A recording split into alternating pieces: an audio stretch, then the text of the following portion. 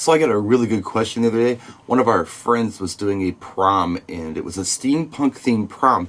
They were going to do like a prom court, and they wanted the DJ to play something steampunk. And he asked me, what would you do if somebody asked you to play something steampunk? What is steampunk music? There is a genre, steampunk music. It kind of sounds like unplugged folky punk to me. Renaissance fair kind of stuff doesn't really turn me on. I don't think it represents this cool art form like it should. When I think about steampunk personally, I'm thinking about dystopian things. And by the way, I've had some experience with this. Here's some pictures that I did lighting on. At a photo shoot in Chicago a couple of years ago, you can see some of the costuming. If you don't know what steampunk is, it's kind of alternate Old West or alternate Victorian stuff. A lot of gears, a lot of steam, a lot of hydraulic things and such, powered by steam, wind-up things, brass gears, things like that. You kind of get the idea, along with the Victorian corsets and things like that. It always made me think dystopian. It was always a little creepy and dark. But a lot of people that are purists say, well, no, there's no electricity involved here, so you can't really do that.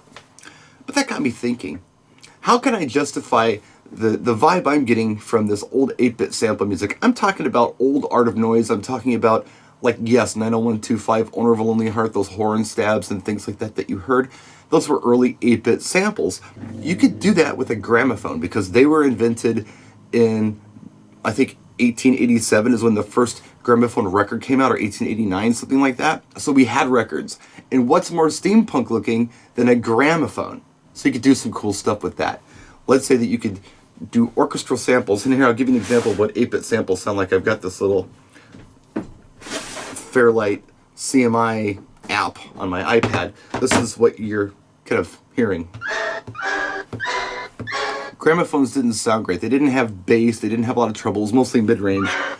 And you didn't have pitch control either, so it was kind of all over the place. You could be way up here. You could be way down here, depending on how tightly you had it wound and where you had your pitch set. There was no real way to tell people what it was supposed to sound like. You just kind of left it up to interpretation, whoever's operating the gramophone. So there you go. You take this type of sound on a gramophone record and you incorporate that with something like, I don't know, live instruments. A bright bass gives you your bass. You definitely had drums back then, so you could do drums. You could do things like cymbals. Obviously, that's very steampunk looking, a big brass cymbal. I know, goofy video, but I wanted to get it out there and just tell you where I was coming from and try to justify this for the purists, how I still think that early 80s 8-bit sampling music is probably a really good representation of what we're looking at for steampunk. Let me know what you think in the comments section. I'd like to know what your interpretation of steampunk music is. Thanks for watching, practice, and enjoy.